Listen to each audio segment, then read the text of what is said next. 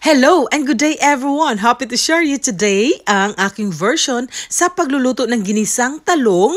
Napakasimple, easy at walang karne. First, maganda tayo ng lutuan at ready ang 6 to 8 tablespoons na oil. Kung gusto niyo dagdagan na medyo oily siya, pwede. Pero sa akin tama na ito. And then, isunod ang 1 large onions na nakaslice. Kung gusto niyo dagdagan, pwede rin. Maraming onions, masarap na masarap talaga. After nito, ay ready na din natin ang sunod sa mga ingredient, ang garlic. 3 to 5 cloves na garlic na in-slice natin ng maliliit. Ayan. Antayin lang natin na medyo mag-brown siya para isunod na natin ang kamatis. Kamatis na gamit ko dito, medium size lang. Kinuha ko na yung seeds niya. Pwede rin hindi, pero sa akin, kinukuha ko yung seeds pag magisa ako, lalong-lalo na sa talong. Ayan. Palutuin na natin ng konti ang garlic, onion, at saka yung kamatis. At isunod na natin ang main sa mga ingredient, ang talong. Napakadaling gawin talaga. Isang large na talong yung gamit ko dito. Malaki siya, pwede din yung marami na medyo pataas siya na pagka-slice. Sa akin yung ganito na slice.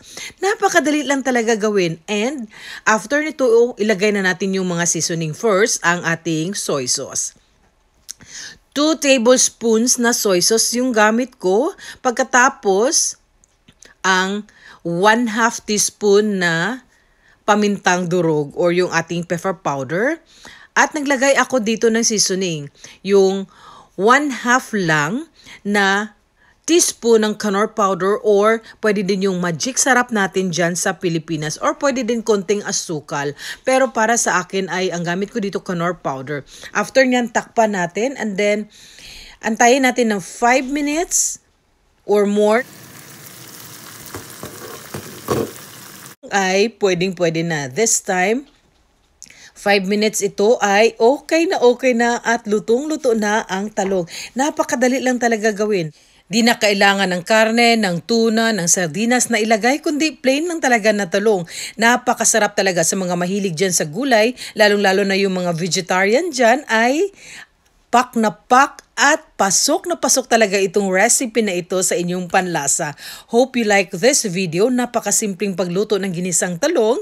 At huwag kalimutan na if ever hindi ito masyadong okay sa inyong panlasa, pwede kayong magdagdag ng soy sauce, ng mga seasoning. Add if needed. Hope you like this video. Till next video, another recipe na naman tayo. Thank you and God bless us all.